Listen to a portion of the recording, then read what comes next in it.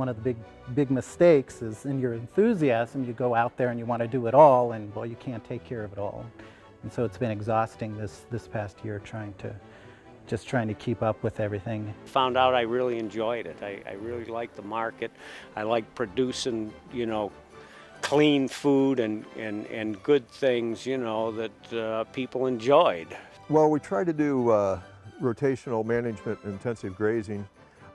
We have enough land and few enough goats right now that we don't have to get too management intensive just yet, but we still move the goats around, try to make sure they have plenty to eat. I wasn't going to say I was a city kid, but I'm a city kid.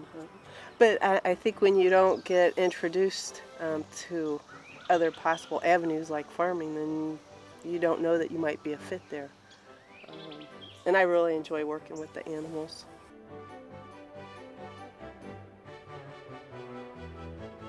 We set precedents in the whole United States. This is the first winery on national park land in the United States.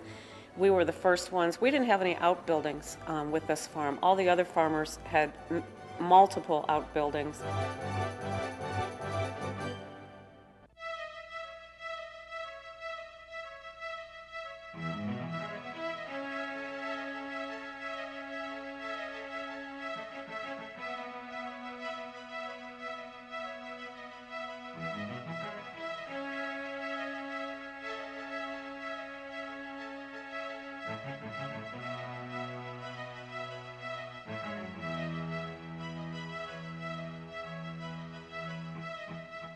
Superintendent at the time, John Devo, went to England and was studying the National Park Service in England, that he discovered, well, a lot of the landscape really is in a national park, and people are living there, and they're working there, and they're even farming there.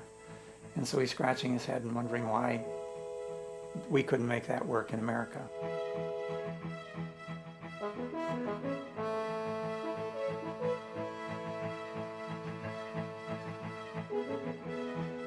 But here we are at the end of the 90s, and the things that have been going on in sustainable agriculture and organic agriculture over the last 20 or 30 years are really getting to the place where ideas and concepts are gelling and crystallizing, and we're getting a network of people that we could work with that weren't there before. So I think we could put that together and come up with a concept that really fit with the mission and values of the Park Service, and at the same time would be relevant to what's going on in our society right now.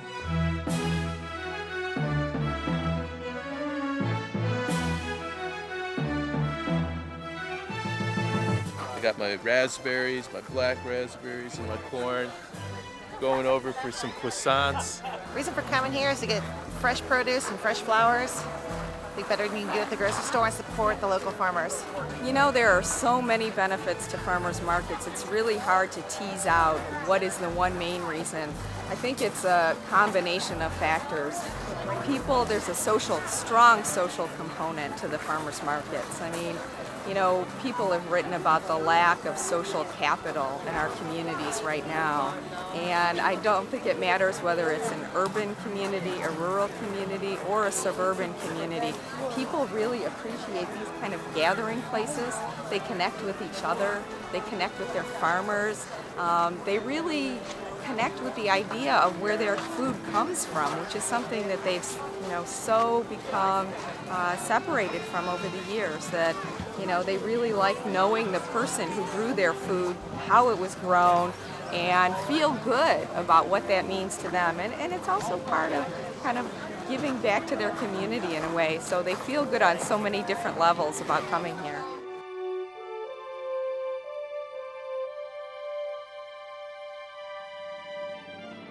Public awareness has been building about the importance of knowing where your food comes from and what it is, how good it is, taste-wise and health-wise, and what the economic impacts are. What we're trying to do is to, support them and to encourage them to see this as a community center. It's for them, it's for their benefit. It's for their community's benefit. It's for their kids' generation's benefit.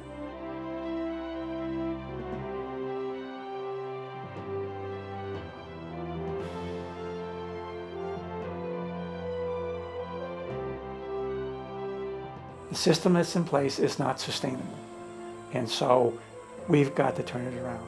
And that means that there are organizations like the Conservancy that have to help the public become informed and develop the knowledge base and the will to challenge the system and say, we've got to move it in a different direction.